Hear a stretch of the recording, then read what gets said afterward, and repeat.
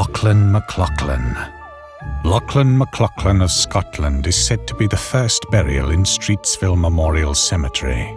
On April 10th, 1824, an immense amount of logs and rafts of timber were floating down the Credit River. In a bend just below where the Streetsville Power Dam once stood, a log jam occurred. Lachlan, one of the most daring divers, accepted the challenge of breaking the jam. He climbed atop the churning mass, found the key log and dislodged it with a handspike. With a mighty roar, the mass leapt forward and a desperate fight for life began. His body was found caught on a small pine tree. In his hands, a tiny sapling was found. The sapling was planted to mark his grave and became a mighty tree covering his resting place. When preparing his body for burial, a locket of a young girl was found around his neck. In his cabin, there was a bundle of letters from her, Jessie Graham. Lachlan had been a shepherd in the Highlands of Scotland, and Jessie was the daughter of a forester on the estate of the Duke of Montrose.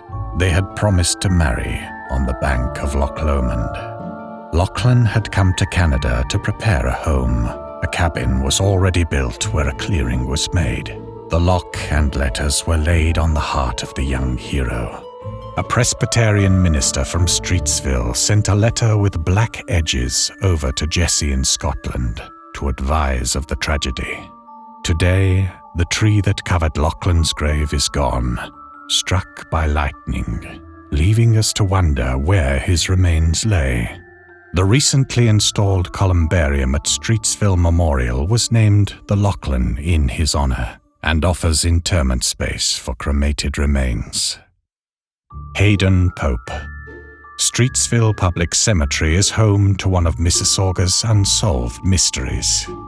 When grave robbers stole the body of Mr. Hayden Pope, a 20-year-old who succumbed to cancer and was buried on October 10th, 1937.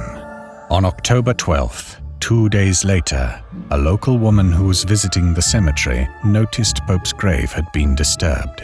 She went for help and returned with a group of men who opened the coffin and discovered that Pope's body was gone. A ransom note signed by the Streetsville ghouls was left asking for $100 for the body's return. A massive search began for the missing body.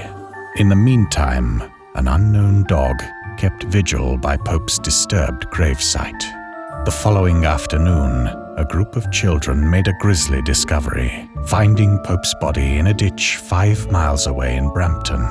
A note from the Streetsville ghouls was left with the body that read, "No good for ransom."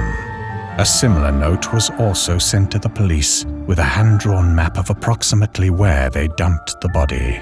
The body itself was left intact, but there was a burn hole in one of Pope's pant legs, likely from a backseat car heater when he was being transported by the grave robbers. To this day, no one knows why Pope's body was taken. Some suspect it was medical students looking for a cadaver to experiment on, as cancer was still seen as a medical anomaly.